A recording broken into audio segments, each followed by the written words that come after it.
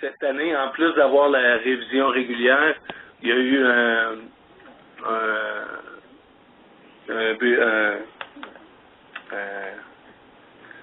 Board of Investigation. Il y a eu une enquête qui a été faite dans les établissements. Puis une des recommandations, c'était que les détenus doivent demeurer, surtout en maximum, les détenus doivent demeurer à côté de leur cellule jusqu'à temps que l'officier passe et ferme leur porte physiquement. Ça, c'est que vous retrouvez dans 9B ou 9A ou 9B, je ne suis pas certain. C'est le seul changement qu'il y a qu'on a mis, qu'on a inséré dans la DC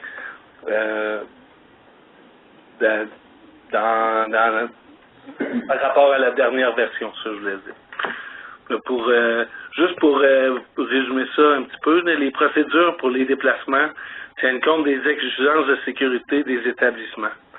C'est la raison pourquoi on a des déplacements contrôlés. C'est parce que les détenus vont à des programmes correctionnels, ils ont un droit à des activités religieuses et culturelles, l'affectation de travail, l'activité de gestion de cas. Toutes ces activités-là, durant la journée, il faut que ça soit contrôlé. Ça fait qu'on utilise souvent des registres sur papier, des systèmes électroniques. On donne des permissions par téléphone. Aussi, on a des listes de vérification des entrées et des sorties, puis des déplacements sous escorte à l'intérieur de l'établissement.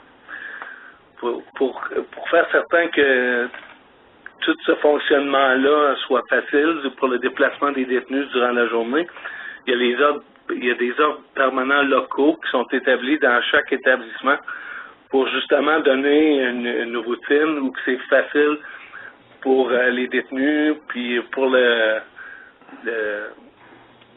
personnel de savoir à n'importe quel temps où est-ce que sont les détenus. C'est-à-dire que, puis dans ces ordres permanents-là, on retrouve quand les détenus peuvent se déplacer d'un secteur à un autre et pour quelle raison. Le nombre maximal de détenus pouvant se déplacer au même moment. Comment surveiller les déplacements des détenus. Les exigences du système de laisser-passer. Puis aussi, dans les ordres permanents, ça décrit aussi les secteurs interdits aux détenus qui n'ont pas ils n'ont pas le droit d'aller là. Fait que, en résumé, là, c'est pas mal pour ça qu'on a la DC. Si vous avez des questions, allez-y. Oui, je voudrais juste m'assurer de la présence des personnes. Au début de votre présentation, Luc, il y a quelqu'un d'autre qui s'est joint à nous. Donc, Luc, vous êtes à l'administration régionale. Oui, centrale. Il y a quelqu'un à Edmonton aussi qui est en ligne? Oui, c'est Lorraine Charret. Lorraine. J'ai manqué un peu la partie en anglais, alors j'ai continué avec celle en français. Bien, merci d'être là. Et puis, on a Donna en ligne. Est-ce qu'il y a une autre personne qui s'est joint à nous? Oui, Gilbert Guéret de la Naudière. Bonjour, Gilbert. Bonjour. Moi, j'aurais une question, peut-être. On a eu des situations particulières lors des transports en milieu hospitalier. Est-ce que ça va bien? Est-ce qu'en général, ou il y a encore des légères problématiques en milieu hospitalier avec les détenus? Non, en général, ça va bien. C'est certain que le service correctionnel effectue une affaire comme 20 000 escortes par année. Ça fait que de temps en temps, on va avoir des petits épisodes, mais pour la plupart, depuis 2010, je crois, les gardes sont armés, puis ils sont beaucoup mieux équipés, puis pour je dirais pour la grande majorité des escortes, tout va bien. OK. Mais comme je vous dis, de temps en temps, il peut y avoir il y a des détenus qui sont très intelligents dans leur façon ils peuvent planifier des choses que c'est quasiment à moins qu'on ait de l'information, de l'intelligence, c'est très dur de savoir qu'est-ce qu'est-ce qu'ils font, hein, des fois. Mais en ce qui concerne le mouvement des détenus à l'intérieur du pénitencier, avez-vous des questions? Oui, moi j'en avais une. J'ai lu une deuxième fois cette directive-là. Oui. Et c'est peut-être une clarification. OK. À l'article 8, l'ordre permanent est adopté localement seulement, hein? Oui, parce que toutes les variations physiques de tous les établissements sont. Il n'y a pas une prison qui est bâtie de la même façon. Ça fait qu'il faut vraiment que ce soit, comme le terme anglais dit, tailor-made à leur institution. Parce qu'ils n'ont pas toutes les mêmes rangées, ils n'ont pas tous les mêmes accès à l'hôpital. Vous comprenez ce que je veux dire? Oui. À l'article 8, on dit l'ordre permanent adopté. Oui. Ça donne l'impression qu'il est quelque part, là, il est adopté, là, t'sais, y compris dans les établissements regroupés. C'est-à-dire que quand on a un minimum avec un médium, ça serait le même ordre permanent, n'est-ce pas? Il n'y en aurait pas deux, là. Non, c'est un ordre permanent. Mais s'il y a des différences, ça va dans l'ordre permanent. Il va y avoir des différences le niveau minimum puis le niveau médium. Exactement. Puis ça va dans l'ordre permanent, ça va dire OK, section, admettons Collins Bay minimum. Là, ils vont donner l'ordre permanent. Collins Bay medium, c'est ça. Si c'est différent. Si c'est pareil, ils vont tous être ensemble. Puis quand il y a des différences, ils les mettent à part. D'accord. Adopté, mais il est adopté par qui? Parce que dans cette procédure-là, je me demande c'est qui écrit une procédure locale. Est-ce que c'est indiqué la responsabilité de documenter l'ordre permanent local? C'est le directeur, c'est 1A. Ça dit l'ordre permanent. Ça appartient au directeur d'établissement d'adopter un ordre permanent pour contrôler. OK. 1A. OK. Les ordres permanents sont tous signés du directeur. C'est peut-être son sous-directeur qui les écrit, mais éventuellement, c'est lui qui les signe, qui les accepte. D'accord. OK. Donc, c'est seulement que le directeur. Là, je comprends que... Ultimement, c'est sa responsabilité. Puis il faut que lui... Parce que j'imagine qu'avec l'émission de cette nouvelle directive-là, ça va amener des changements d'ordre permanent. Oui, mais ça, comme j'ai dit au début, l'ordre permanent, la DC qu'on avait avant, il y a seulement un changement, c'était 9A. Sur l'article 9B. 9B. Ça veut dire que tout le reste, ça fait... Peut-être que ça fait 10 ans que c'est les mêmes ordres permanents. OK, donc il y a juste l'article 9B qui devra être changé lorsque cette directive-là va être mise à jour. Oui. Puis, vous êtes le dernier groupe à qui on donne la chance de consulter, là, mais on a reçu tous les autres, puis il n'y a pas de commentaires, ou pas beaucoup de commentaires, à comparer de d'autres DC là, que... Non, c'est compréhensible. Puis la procédure est relativement courte. Courte et comme to the point. Là. Il y a seulement 8 pages, puis c'est pas mal. Je pense que ça encadre bien les mouvements contrôlés des détenus là, en pénitencier. Bon, il y a M. Guérette qui a posé sa question. Donc, les déplacements, ça ne concerne pas les déplacements à l'extérieur des établissements. C'est seulement bien ça, M. Guérette, qu'on a compris? Oui, mais vous voulez voir aussi un petit peu, parce qu'en milieu hospitalier, des fois, il y a des particularités là, selon les transports. À l'intérieur, moi, c'était plus pour ça, mais ça concerne l'interne, il n'y a pas de problème. Oui, ben la question de M. Guérette, en fait, c'était plus des escortes sécuritaires à l'extérieur du pénitencier, mais c'est correct, c'est mon dossier aussi. OK, c'est bon. On s'adressait à la bonne personne, M. Guérette. Merveilleux. Bon, moi, je continuerai avec une autre question. Oui. C'est probablement, attendez une minute, pour l'ordre permanent, j'ai vérifié, les systèmes à l'article 10. Oui. L'article 10, il n'y a aucun changement. C'était Non. là avant, c'est là maintenant, n'est-ce pas? Oh, oui, ça c'est... OK. Dans tous les cas, ça revient un peu aussi avec la façon physique que l'établissement a été bâti. Là. Vous pouvez voir, il y a comme, je pense qu'il y a 5 différentes sortes de contrôler le mouvement des détenus. Puis ça va avec qu'est-ce qui marche le mieux là, pour les institutions, pour chaque institution. Oui, je suis pas une personne qui met en cause le type de façon de contrôler. Là. Je suis juste là pour poser des questions puis comprendre davantage. Parce que je viens moi, je suis bénévole dans un établissement à niveau multiple. On passe du minimum au médium à Archambault. OK. OK? Donc, je suis bénévole là, puis je suis moins familière avec les unités maximum. OK. Ben, mais les unités, oui, les unités maximum, d'habitude, ben moi, celle que j'ai travaillé dedans, c'est les registres de papier. Là. Le détenu arrive au contrôle, puis il dit OK, j'ai un appointement à 9 heures chez le dentiste, tu fais tes vérifications, tu dis oui, OK, là tu prends ta passe, tu écris Tremblay, mettons, avec son numéro de SED, puis j'appelle à l'hôpital, j'ai dit OK, Tremblay, genre, il va être là dans 2 minutes. Là, quand lui arrive, l'autre gardien, il prend le papier puis il vérifie. OK.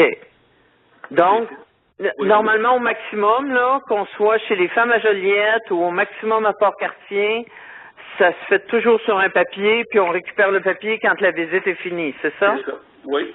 Ben, je dis toujours, il essaye, il y a 43 établissements, je sais pas, là. Au Canada, oui, je comprends. Mais moi, personnellement, ceux que j'ai travaillé dedans, c'est le même, ça fonctionnait. OK. Moi, la question que je pose sur l'article 10, c'est est-ce qu'il y a des choses qui se font en double? Est-ce que, par exemple, il y a un registre papier, puis il y a aussi un système électronique, puis il y a aussi des permissions par téléphone? Ouais, ben souvent, moi je dirais, définitivement, quand il y a une tasse, l'agent correctionnel, ils ont des radios, ils vont communiquer avec l'autre poste, dire OK, Tremblay va être là dans 2 minutes, puis tout le monde qui a affaire à le surveiller, de A à B, ils vont le surveiller. OK, donc, ça fait partie du système que de communiquer par téléphone pour vérifier, là. Ou par radio, souvent. Ou par radio, oui, d'accord. D'accord, téléphone ou radio, oui. Oui. Puis là, lui, quand il arrive, il faut qu'il produise la passe qui a été donnée là, par l'agent correctionnel. Mm-hmm. Oui, le laisser-passer comme tel, c'est le détenu qui le transporte? Oui, lui, l'agent correctionnel lui donne, puis c'est sa responsabilité de le montrer à l'autre agent correctionnel là, quand il arrive à destination. OK, puis c'est quand il revient à l'endroit où c'était prévu que le laisser-passer est retiré, c'est ça? Ben, quand il repart de l'hôpital, on va utiliser l'hôpital pour retourner à s'arranger. Le gardien lui fait un autre passe pour qu'il s'en aille à s'arranger. Ah oui, le document inverse. Exactement. OK.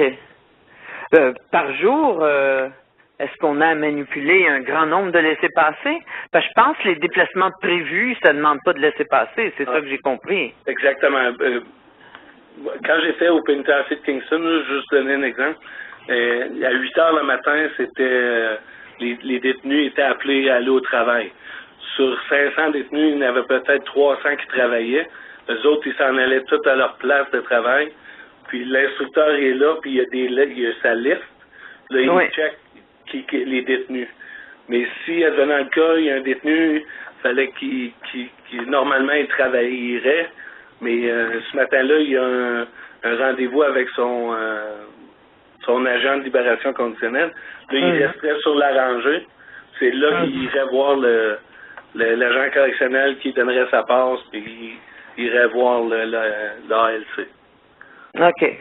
Donc, c'est un laissez-passer a été mis à chaque fois que c'est d'un déplacement exceptionnel, c'est ça? Exact. Ouais. Qui n'est pas dans la liste des déplacements habituels, là. Oui. Ben, ou les mouvements de masse, là, quand ils vont tous travailler, ou ils vont au gym. Quand il y a des mouvements prévus, il n'y a pas besoin de laisser passer. Oui, c'est ça.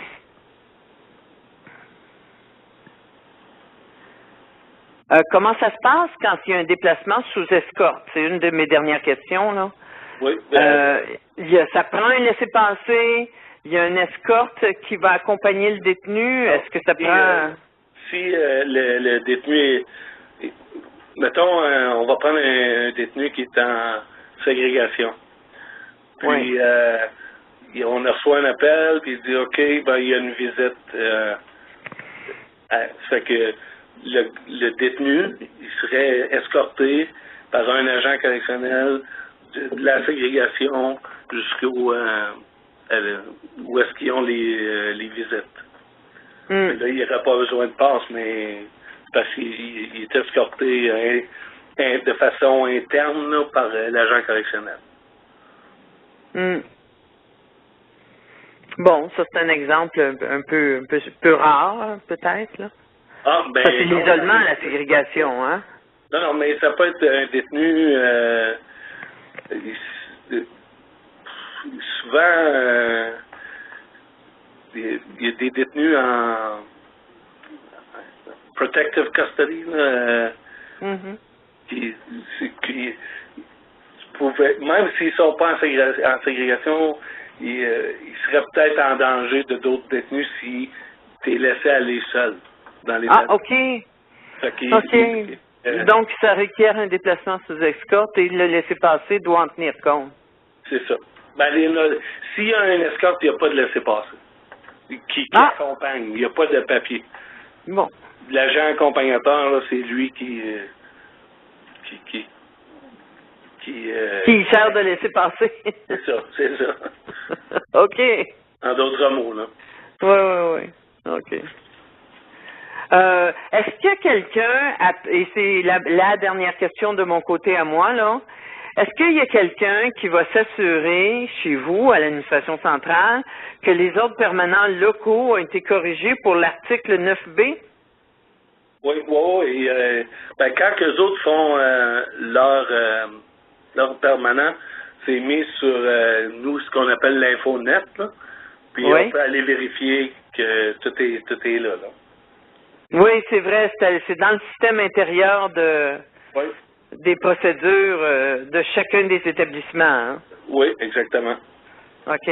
Donc, vous allez vous assurer à l'administration centrale que les ordres permanents locaux sont mis à jour pour l'article 9B. Oui, on n'a pas le choix parce que l'établissement ne serait pas conforme à la DC.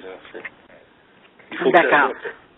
D'accord. On se parle le 16 août. À quel moment cette directive du commissaire va être officiellement émise, là, corrigée?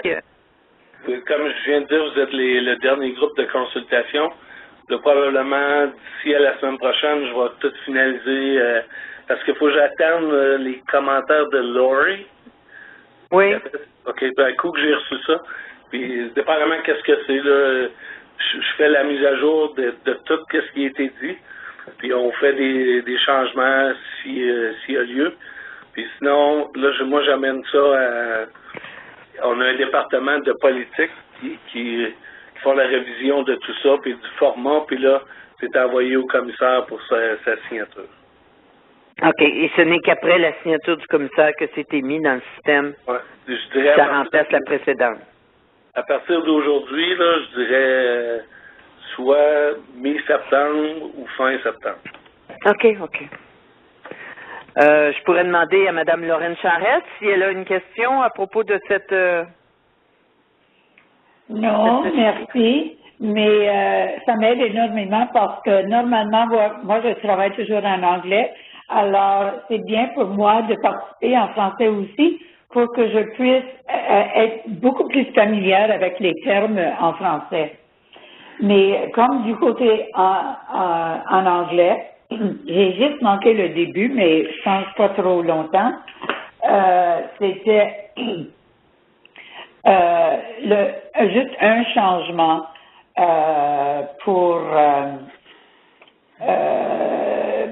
savez-vous à quel article le changement avait été demandé? Pardon? Connaissez-vous l'article auquel le changement avait été demandé? Oui, je l'ai lu, oui. C'est pas 9B. 9B. Et je sais que il y a autre chose. Il y avait différentes questions, alors c'était intéressant. Je m'excuse. C'est intéressant de voir les différentes questions aussi des deux côtés. Alors, moi, je suis dans un local médium minimum. Minimum, c'est à l'extérieur de la culture. Oui, c'est ça. Ainsi que maximum. D'accord. C'est 3 niveaux où vous êtes, madame. 3 niveaux. Les 3 niveaux, c'est ça. À Archambault, il y en a juste 2. Ce que je voulais dire, madame Charette, vous êtes la bienvenue à participer. On a aussi des membres francophones qui participent aux 2 rencontres. Sauf qu'au mois de juillet et août, il y a beaucoup de monde en vacances. Bien oui, je sais. OK. Donc, vous êtes la bienvenue en français, comme nos compagnons du Québec participent aussi aux réunions en anglais, ça leur arrive. Exactement, exactement. J'ai la chance aujourd'hui parce que je m'en vais là, dans 10 minutes pour la prison actuellement. Okay, pour rencontrer quelqu'un. Oui. Est-ce que vous aimez participer à ces rencontres téléphoniques? Oui. Bon, tant mieux, oui. Vous êtes la bienvenue. C'est un peu comme un club de lecture. Une fois qu'on réalise que, oh mon Dieu, oui, c'est un aspect à quoi j'avais jamais pensé. Puis moi, je préfère les commentaires des autres personnes parce que ça me donne une idée beaucoup plus claire avec les invités qui nous donnent de l'information et avec les questions. Là, nous pouvons comprendre bien plus le CD ou le DC. Oui. Et moi, ce que je trouve important, c'est qu'en tant que membre du comité consultatif, je peux localement demander quel sera l'ordre permanent, disons, au mois de novembre, décembre, pour voir si ça a vraiment changé, là. On peut agir de manière locale. Oui. Vous comprenez, en tant que membre du comité consultatif, vous pouvez, au mois de novembre prochain ou au mois de décembre prochain, demander quel est l'ordre permanent relié à cette directive-là pour voir s'ils ont tenu compte du changement de procédure de l'article 9B. Donc, ça nous permet de passer à l'action aussi, là. Exactement. Et ça nous donne un peu une idée claire parce que moi, j'aurais jamais pensé de demander de voir ou vérifier les ordres. D'accord. Donc, je n'ai pas pensé à ça. Bon, Gilbert, un autre commentaire? Non, ça va pour moi, merci. Oui, j'avoue que la procédure n'était pas très, très longue. Non. Et me paraissait des plus précises. Mais maintenant que j'ai eu des éclairages de certaines questions à l'article 10, là, et dans les responsabilités, là, je vais être à même de pouvoir faire un suivi en établissement. Excellent. Donna, est-ce qu'il y a quelque chose d'autre à demander? Allô? Allô? Non, il n'y a rien de ma part. À part, C'est beau? vous avez des notes, si vous pouvez me les envoyer. Oui, j'ai quelques éléments de notes, oui. Ok.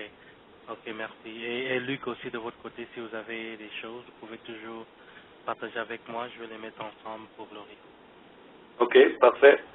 Je vous remercie de votre grande disponibilité, M. Luc.